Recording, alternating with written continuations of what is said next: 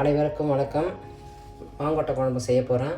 அதுக்கு வறுக்கிறதுக்கு தேவையான பொருளும் குழம்புக்கு தேவையான பொருளும் வச்சுருக்கிறேன். ஒன்று ஒன்றா சொல்கிறேன், காட்டுங்க. இது வறுக்கிற பொருள். இதுக்கு மிளகாத்தூள் தேவைப்படாது. நான் வறுத்து தான் பொடி பண்ணி போடுவேன். அதுக்கு தனியா, ஜீரகம், வரமிளகா, மிளகு, வெந்தயம் இதெல்லாம் தூளுக்காக அரைக்கப்படுற பொருளுங்க. குழம்புக்கு தேவையான பொருள் காட்டுறேன். இந்த அளவுக்கு புளி எடுத்து சுடு தண்ணியில் ஊற வச்சு கரைச்சி எடுத்து வச்சுருக்கிறேன். இது அதுக்கப்புறம் மாங்கொட்டை ஊற வச்சுருக்கிறேன். அதாவது மாங்காய் ஊறுகாய் போடுவோம். அந்த ஊறுகாயில் இருக்கிற மாங்கொட்டையை ஊற வச்சுக்கணும். அதுக்கப்புறம் அதனோட தோலை சின்ன சின்னதாக பொடி பொடியாக கட் பண்ணி வச்சுருக்கிறேன். இது அதுக்கப்புறம் ஒரு பூண்டை உரித்து நீட்டு வாக்கில் அரிஞ்சு வச்சுருக்கிறேன். சின்ன வெங்காயம் ஒரு 10 வெங்காயம் எடுத்துங்க, அது வெட்டி வச்சுங்க. தேவையான அளவுக்கு உப்பு, கொஞ்சம் வெல்லம். மசாலா வறுக்கிறதுக்கு அடுப்பத்தை வச்சுக்கிறேன்னா, இப்போ பொருள் எடுத்து வைக்கிறேன் பாருங்கள். மிளகு இந்த அளவுக்கு ஒரு ஸ்பூன் அளவு போட்டுங்க. அடுத்தது ஜீரகம் ஒரு ஸ்பூன் அளவு போட்டுங்க. அடுத்தது வெந்தயம் இந்த அளவுக்கு போட்டுங்க, போதும். ரொம்ப கசப்பு எடுத்துக்கும், அந்த அளவுக்கு போதும். அதுக்கப்புறம் தனியா இதால் ஒரு 3 ஸ்பூன் போட்டுங்க. 1 2 3 போட்டுங்க. அடுத்தது ஒரு வரமிளகா ஒரு 3 எடுத்துங்க, போதும். 3 எடுத்துங்க, போதும். இதை பொன் வறுவலாக வறுக்கிறேன். இந்த குழம்புக்கு மிளகாத்தூள் தேவை கிடையாது. இப்போ நான் போட்டு வறுக்கிறதுலாம் பொன் வறுவலாக வறுத்து மிக்சியில் அரைச்சி போடுறது தான் இதுக்கு தூள். இது சின்ன தீயில் வச்சு பொன் வறுவலாக வருங்க. இது மிளகாத்தூளுக்கு பொருள்லாம் வறுத்துட்டோம்னா இந்த பக்குவத்தில் இறக்கி ஆற வச்சு மிக்சியில் அரைச்சி குழம்புல போட்டுருங்க. குழம்பு வைக்க பாத்திரம் வச்சுருக்கிறேன். நல்லெண்ணெய் இதுக்கு சேர்த்துங்க. இந்த குழம்புக்கு ரொம்பவும் நல்லது. ஒரு 25 மில்லி ஊற்றிங்க. நல்லெண்ணெய் அவ்வளோ நல்லது. எண்ணெய் காஞ்சிருச்சு. எண்ணெய் காஞ்சதும் ஒரு ஸ்பூன் வடகம் போடுங்கம்மா. வடகம் போட்டுட்டு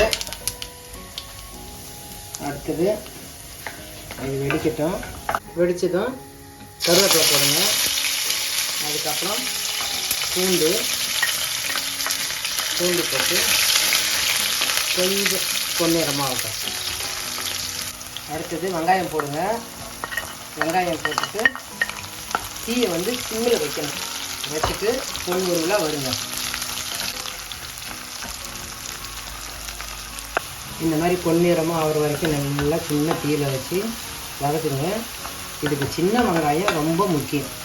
சின்ன வெங்காயம், நல்லெண்ணெய். இப்போ புளி கரைச்சி வச்சதை எடுத்து ஊற்றிடுறேன் இதில்.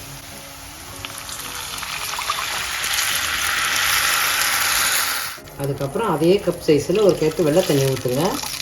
நல்லா கொதிக்கிட்டோம். இதுக்கு முக்கியமாக தக்காளி பழம் போடலைன்னு கேட்பீங்க. இது தக்காளி பழமே சேர்க்கக்கூடாது. இது ஒரு வாரம் வச்சுருந்தாலும் நல்லாயிருக்கும். இது நல்லா கொதிக்கட்டும்.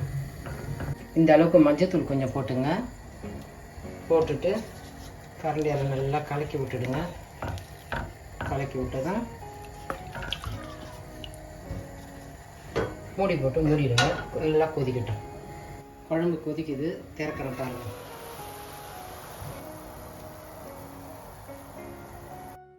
மாங்காய் ஊறுகாயோட தூளெல்லாம் பொடியே நறுக்கி வச்சுருக்கிறேன். அதை குழம்புல சேர்த்துக்கிறேன் பாருங்கள். சேர்த்துக்கிட்டு அதுக்கு தேவையான அளவுக்கு உப்பு வச்சுருக்கிறேன். உப்பு போடுறேன். உப்பு பார்த்துக்கிறேன். உப்பு கொஞ்சம் கம்மியாக போடுங்க. ஊறுகாயில் உப்பு இருக்கும். கடைசியாக உப்பு பத்தலைன்னா மறுபடியும் போட்டுங்க. மாங்கொட்டையை மிக்சியில் அரைக்க போகிறோமா. அரைச்சிட்டேன். இந்த பதத்துக்கு அரைங்க. இந்த பதத்துக்கு அரைச்சிட்டு ஊற்றிடுங்க. ஊற்றிட்டு நல்லா கிண்டி விடுங்க.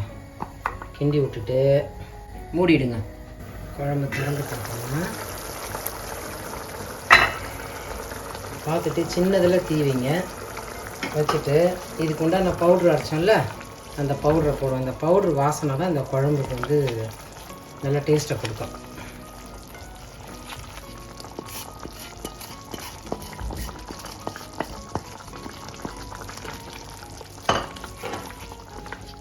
இந்த பவுடரை போட்டுட்டு கூடவே இந்த வெல்லம் எடுத்து வச்சிருந்தோம் இல்லையா, அந்த வெல்லத்தையும் போட்டுரும்.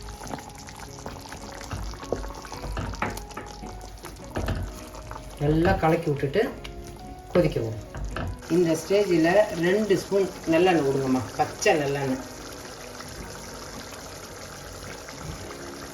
எண்ணெய் ஊற்றுனதுக்கப்புறம் நல்லா இந்த மாதிரி கிண்டி விடுங்க. கிண்டி விட்டு இந்த மாதிரி கொதிக்கும்போது எண்ணெய் தனியாக வரணும். அந்த டைம் தான் இறக்குற பக்குவம். இதுதாம்மா குழம்பு இறக்குற பக்குவம். மேலே எண்ணெய் பாருங்கள், எண்ணெய் கக்கி வரும். இந்த டைமில் இறக்கணும், குழம்பு இறக்கிடும். மாங்கொட்டை குழம்புக்கு பெஸ்ட்டு காம்பினேஷன் துவரம் பருப்பு துவையல். அது எப்படி செய்யறதுன்னு உங்களுக்கு காட்டுறேன். அது செய்ய வேண்டிய பொருளை காட்டுறேன் பாருங்கள். துவரம் பருப்பு 2 ஸ்பூனு, 3 பத்தை தேங்காய், 1 நெல்லிக்காய் அளவுக்கு புளி, கொஞ்சோண்டு கருவேப்பிலை, 1 பல் பூண்டு, 1 1/2 ஸ்பூன் மிளகு, தாளிக்கிறதுக்கு வேண்டிய கடுகு, மிளகாய். இந்த துவையல் வதக்கிறதுக்கு வானல் வைக்கிறேன். வானல் வச்சுட்டு கொஞ்சமாக நல்லெண்ணெய் ஊற்றுறேன். கொஞ்சமாக ஊற்றுங்க, போதும். இது ஊற்றிட்டு மிளகு போடுங்க. மிளகு போட்டுட்டு காஞ்ச மிளகாய் போடுங்க. அதுக்கப்புறம் புளி போடுங்க. புளி போட்டுட்டு இந்த 1 பல் பூண்டு போட்டு நல்லா வதக்குங்க. பெருங்காயம் இந்த அளவு கொஞ்சம் ஆட் பண்ணிக்கமா. சின்ன தீயில் வச்சு பொன்னூறுலாம் வருங்க. இந்த அளவு பொன்னூறுலாம் வருங்க. சின்ன தீயை வச்சு வருங்க. பெரிய தீயை வச்சிங்கன்னா கருகிடும். இந்த பக்கம் வந்ததும் துவரம் பருப்பை போடுங்க. துவரம் பருப்பை போட்டுட்டு சின்ன தீ வச்சு பொன்னூறுலாம் வருங்க.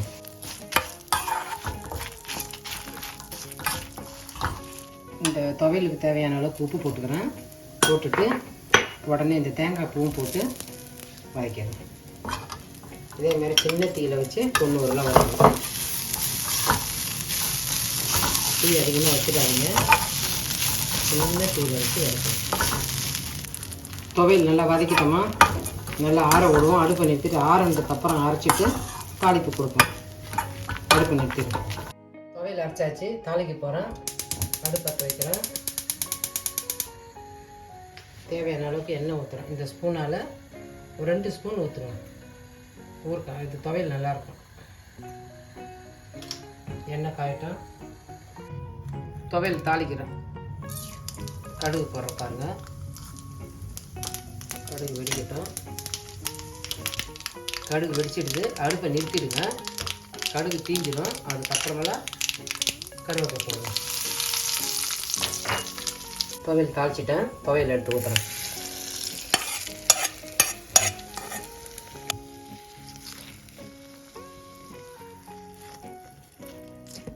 குழம்பு பாருங்கள், இந்த மாதிரி இருக்கணும். எண்ணெய் நல்லெண்ணெய் தான் யூஸ் பண்ணணும்.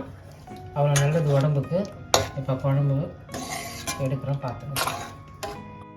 துவரம் பருப்பு துவையல் மாங்கொட்டை குழம்பு செஞ்சாச்சு.